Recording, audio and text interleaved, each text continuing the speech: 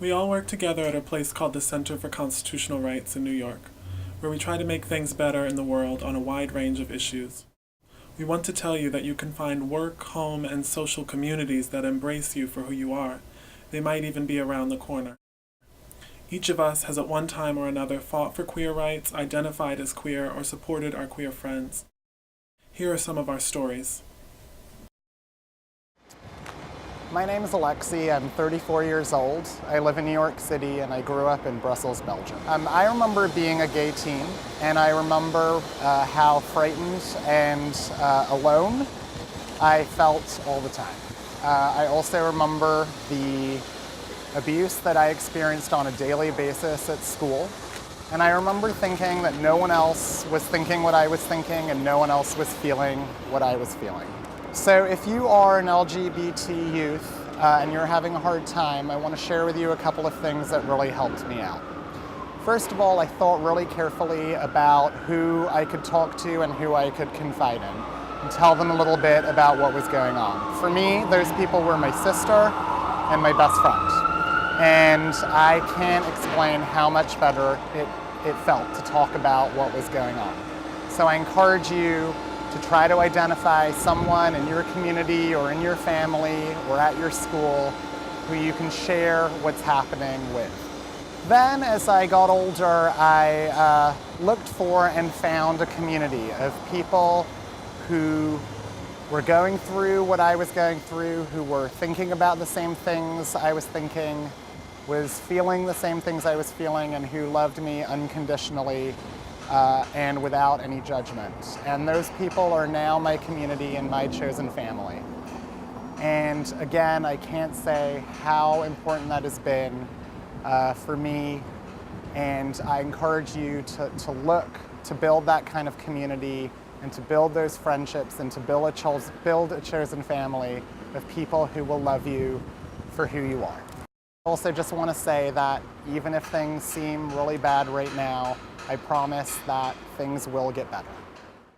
Hi, I'm Anjana. I grew up in a suburb in New Jersey and now I live in New York City. My family's from India and I spent my childhoods in suburban New Jersey and also in parts of New Delhi for the summers. I wanted to be part of this project because I remember how miserable and alone I felt when I was a teenager. And I wish I knew then what I know now. That I'm not the only one, that I wasn't all alone, that I wasn't totally isolated. But I had no idea of that. I was surrounded by a lot of people, a lot of family, a lot of cousins, a lot of non-Desi classmates, but I still felt like I had two sides to myself, my public face and then my miserable private face, where I wondered quietly what was wrong with me, why I didn't fit in, why I didn't connect with anyone, and I just felt incredibly alone. Now I know, though, I wasn't the only one. I wasn't the only one who felt like they didn't fit in. I wasn't the only one who was accused of being too American or too westernized when they did anything too gender nonconforming. And I want to say that to you out there, that you're not alone, that there are people in this world, myself included, who care about you even though we've never met you, and we want to see you happy and safe and alive. I can't say that it's been an easy road for me. And I can't say that life is perfect or all rainbows and puppies now. I didn't come out to myself, let alone anyone else, till I got to college. And today I'm 35 and still only a handful of my family members know. So Masi ji, Chacha, Chachi, agar aap ye pehli baar dekh rahe ho, namaste and surprise, happy early Diwali. Today I find myself confronted with new challenges and new anxieties and new fears, but all I can tell you out there is that I've got friends and family and relationships that I never even imagined could be possible. And I've got so much support. And through that support, I've made a way today. And so the same way that it's gotten better for me, I know it'll get better for you. Hi, my name is Leah. I'm 28 years old. I'm queer. I live in Brooklyn, New York, and I grew up in Princeton Junction, New Jersey, which I'm ashamed to say, 10 years ago, I graduated from the same place that the students who bullied Tyler Clemente also graduated from. And I first want to apologize on behalf of my town, because I think that It's important to realize that as a town we failed, the community I came out of failed, the school I went to failed, and even I failed to help create a culture that opposes the kind of violence and homophobia that led to this incident. Work with your school, advocate for educational program, advocate for policies explicitly talking about homophobia and bullying. Create town forums, bring your whole town in, not just your school. Try to create connections to other groups and other schools. Try to create mentoring programs. Find ways to create the kind of communities from people of all genders and people of all, sexual identities that support safety and community and, acceptance of each other. I know that you can do it because we need you. And we're in this culture today and we have our issues, but we need you to get there where we want to be. So thank you. I'm Emily. I work at the Center for Constitutional Rights, an organization that works to speak for the most marginalized in our community. But fighting for those and working with those that have been most marginalized is not something I started doing upon working at CCR. It's something I've been doing my whole life, even as far back as high school. In high school in the early 90s, I was a founding member of my high school's Gay Straight Alliance, or GSA. We met one morning each week to talk about how we could make the school a more tolerant and welcoming place for all people. Though I was not queer myself, I was raised in a multiracial family and in a wider, more diverse community than most. So embracing diversity and difference, not merely tolerating it, was an essential part of the fabric of who I was. So becoming a part of Team Harmony and our race relations group and the GSA was something that I was compelled to do. As a straight ally, I would be lying to say that I didn't worry about what people would think about me being a part of the GSA. Would they think that I was queer? What would it do to my societal standing in the high school pecking order? But I didn't, and I couldn't let that stop me. First, because there's nothing wrong with being queer. And second, because embracing our queer brothers and sisters is more important than what people think. I wanted to be an ally, I wanted to be a friend, I wanted to be a warm, friendly face, accepting face in the crowded halls of my high school.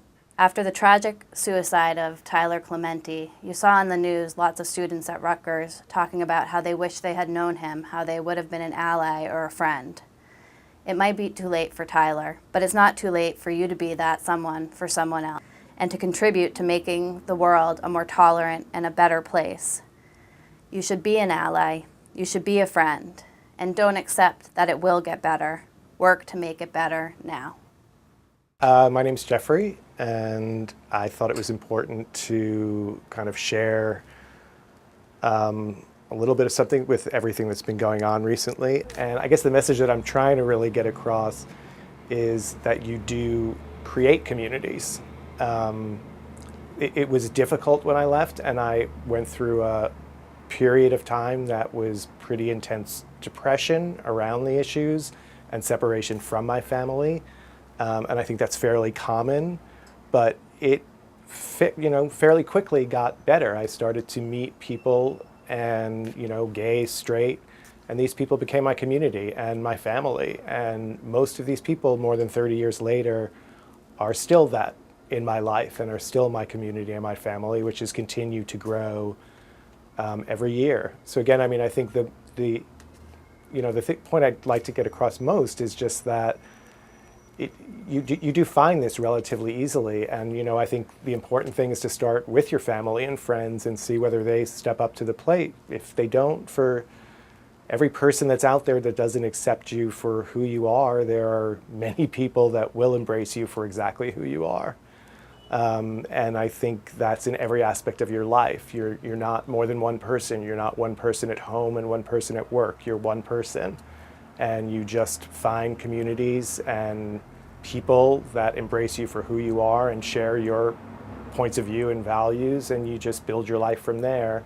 And it's something that it's there waiting for people to do.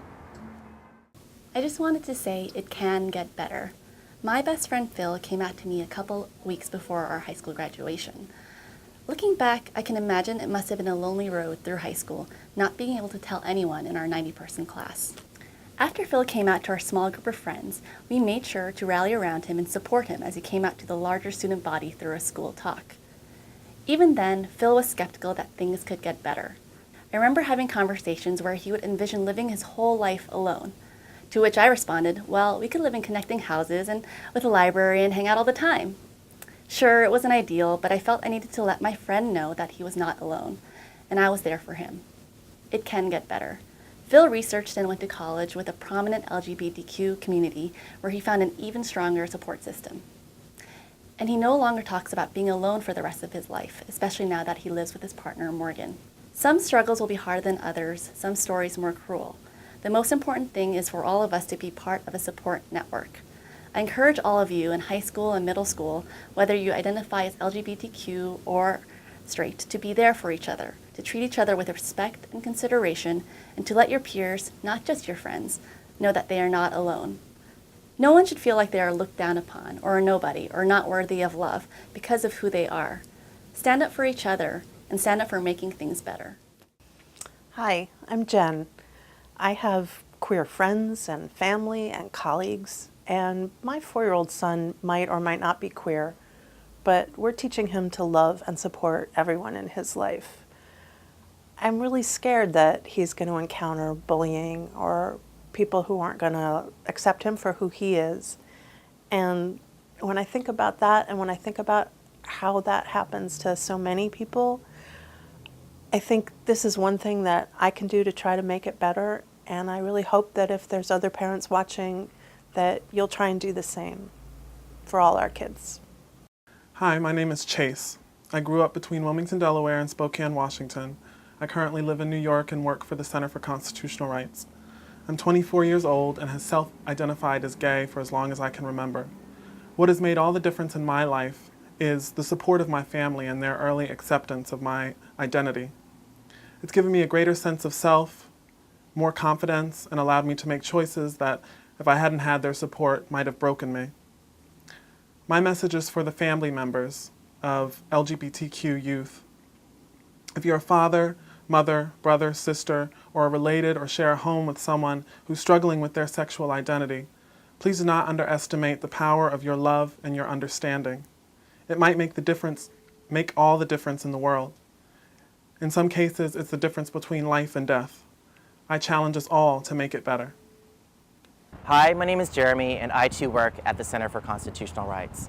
And I want to let you know that if you're feeling sad or alone or depressed, that you are not alone and that you too can survive these feelings. They're only temporary. When I was in 8th grade, there was one night where I got into a really bad fight with my mom, and she kicked me out of the house that night, and so I went over to my dad's house. My parents were divorced. So the next day I was feeling really sad and really low just because of what had happened. And then on top of that, I had a hate incident at school. I went to my English class and we had a substitute teacher and she couldn't control the 30 kids in the class. And a bunch of the jocks decided to make fun of me. One kid whose parents were close family friends with my parents actually went up to the board and wrote, "Jeremy is a Quimby" on the board. Quimby. This was on the chalkboard for everyone to see. Now, it was a made-up derogatory term which meant queer, like in the slur sense, not in like an empowered term of like embracing the word queer. And I remember the whole class looking at me and just feeling paralyzed and not knowing what to do. And so after class, I wanted to die. I crumbled inside. I remember crying, just feeling really alone, but I survived. And I know other folks who may be watching this are feeling incidents of hate and targeting because of their gender or their sexuality, but you too can survive. I survived by finding my close friends who weren't in that class with me and confiding in them and opening up and sharing. It's important to not let that stuff fester inside, but to let it breathe and air it out. There are resources that you can go to besides your friends. There is the Trevor Project, which is a helpful hotline who's willing to listen to stories like your stories. And it sounds cheesy, but I did affirmations for myself. I would tell myself, like, you can do it, or you are great, you are fabulous, over and over and over again. And it sounds cheesy, but you can't control what other people think or say about, what they say about you or what they think about you, but you can control what you think about yourself. And that's one of the ways how I survived some of the horrible things in life. So I want to let you know that you are loved, that I love you, that there is a whole queer community that loves you if you just reach out to us. So That's it.